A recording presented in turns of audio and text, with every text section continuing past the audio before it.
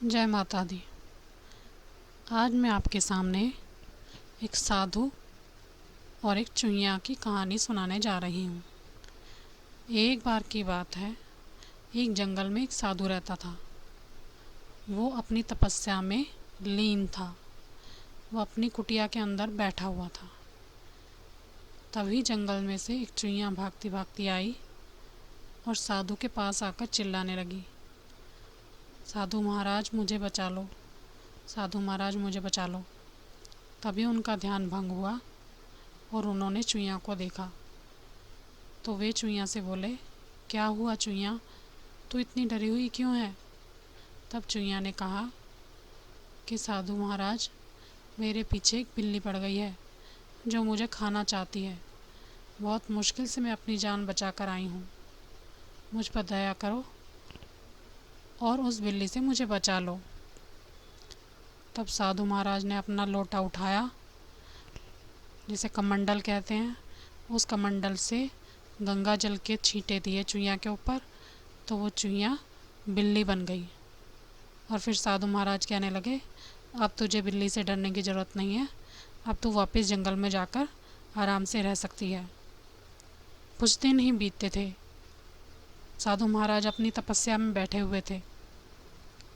तभी एक बिल्ली दौड़ी दौड़ी आई और फिर से चिल्लाने लगी, साधु महाराज मुझे बचा लो, मेरे पीछे एक कुत्ता पड़ गया है। तब साधु महाराज ने कहा, तू वही चुईया है ना जिसे मैंने बिल्ली बनाया था? तो उसने कहा, हाँ साधु महाराज, आपने पहले भी मेरी जान बचाई थी, एक बार आप फिर से मुझ पे उपकार कर दो और मेरी जान बचा लो। तो साधु महाराज को उस पर दया आ गई और उन्होंने बिल्ली को कुत्ते में बदल दिया और कहा, अब तू आराम से जंगल में रह सकता है, अब तुझे किसी से भी डरने की ज़रूरत नहीं है। वो कुत्ता जंगल में चला गया।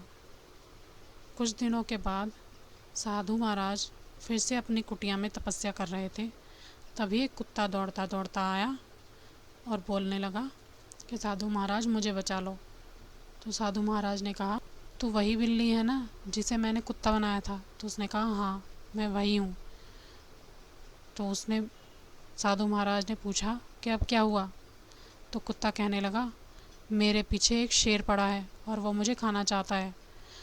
साधु महाराज अब की बार मुझे बचा लो, मैं आपका उपकार सदा सदा के लिए याद रखूँगा। तब साधु महाराज ने फिर से अपना कमंडल उठाया और गंगा जल के छींटे उसके ऊपर मारे, तो वह कुत्ते से शेर बन गया। अब साधु महाराज कहने लगे, अब तो तुझे किसी भी जानवर से डरने की ज़रूरत नहीं है, अब तू जंगल में जाकर दोबारा आराम से रह सकता है।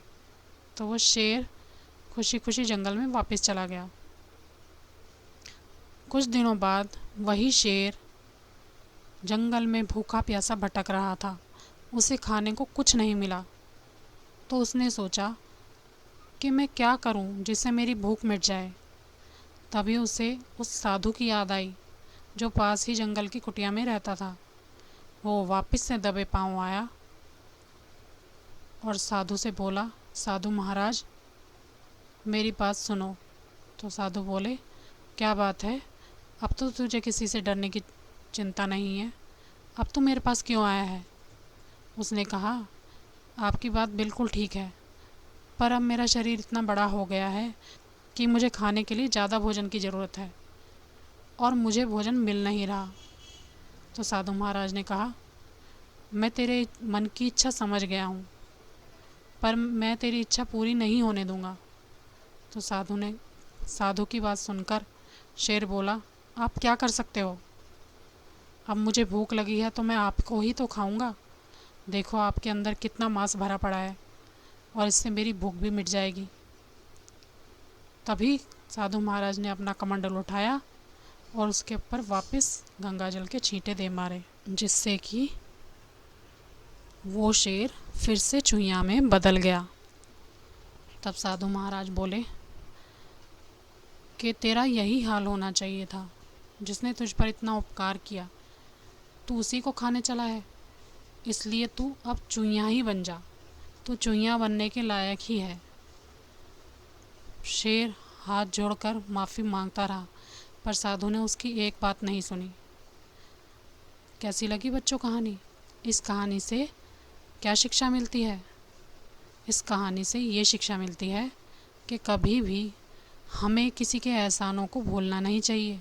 जो लोग हम पे दया करते हैं उनका सदा मान सम्मान करना चाहिए और उनका आभार व्यक्त करना चाहिए, ना कि उन पर दोष लगाना चाहिए और उन्हीं से बदला लेना चाहिए। आगे भी मैं आपके लिए ऐसी ही कहानियाँ लाती रहूँगी। Thank you very much. मेरे चैनल को लाइक करना और सब्सक्राइब करना।